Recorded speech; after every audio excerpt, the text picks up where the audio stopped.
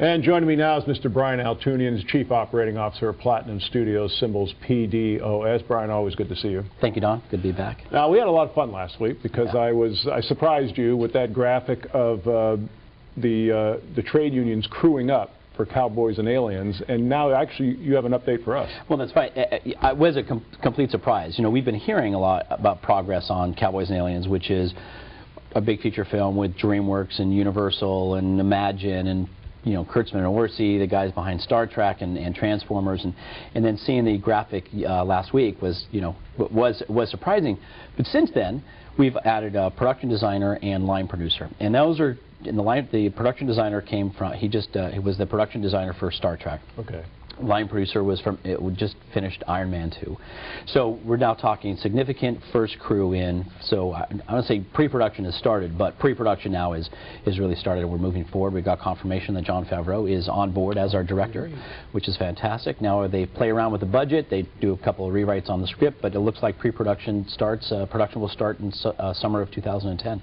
Pre-production, we're moving forward. Well, I've said on this program before how it's been so interesting to see you become a Hollywood player in the last 12 or 14 months. So if you want the inside information, you got to come here. That's right. No. That's right. But what I found really interesting about that trade union call to arms, so to speak, is that a lot of the names that were attached to that were things that you had been telling us were rumored to be attached and were rumored to be involved, and there it was for the first time in print, and that's got to be a good vindication for you. Absolutely, and it's a dance. It's tough to get a movie made in Hollywood, much less a tentpole feature film that's going to have a budget in the $100 million range. Sure. These movies, there is a lot of collaboration. Excuse me, a lot of scheduling to work out. A lot of you've got a lot of folks involved, and so nothing is ever done until it's done, and so that's why you hear a lot of things about rumors. But we've got folks like Steven Spielberg and Ron Howard and Brian Grazer, and and again the guys who were just getting off Iron Man 2, which is still in post-production, and so people who are in active production on other projects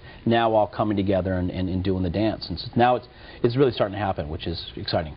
Well, there is probably no other industry in the history of mankind that is more tied to the adage, it's not what you know but who you know, and right. You're judged by the company you keep. That's right. I mean, so the people that you're mentioning and the people that are now tied to this project, again, in print, really has to do a lot for Platinum Studios' image. It's true, and I think that.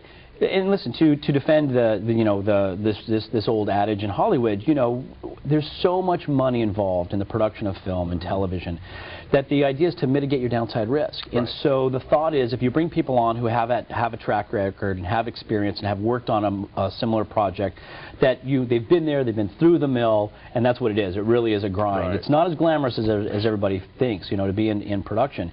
And that's why a lot of times they'll say, well, so-and-so is involved and they just completed this. In fact, we've got two projects, television projects, we're going to be announcing here with Fox 21, and we've got people who have been associated with the television series 24. And so right there in people's minds, like, okay, I get that style, I get that quality, that person's been through, a serial, sort of a serial series, and so they get that, that there's some experience that comes to it. So again, you mitigate your downside risk, which is what we're all trying to do anyways, and give yourself a good potential for some upside value.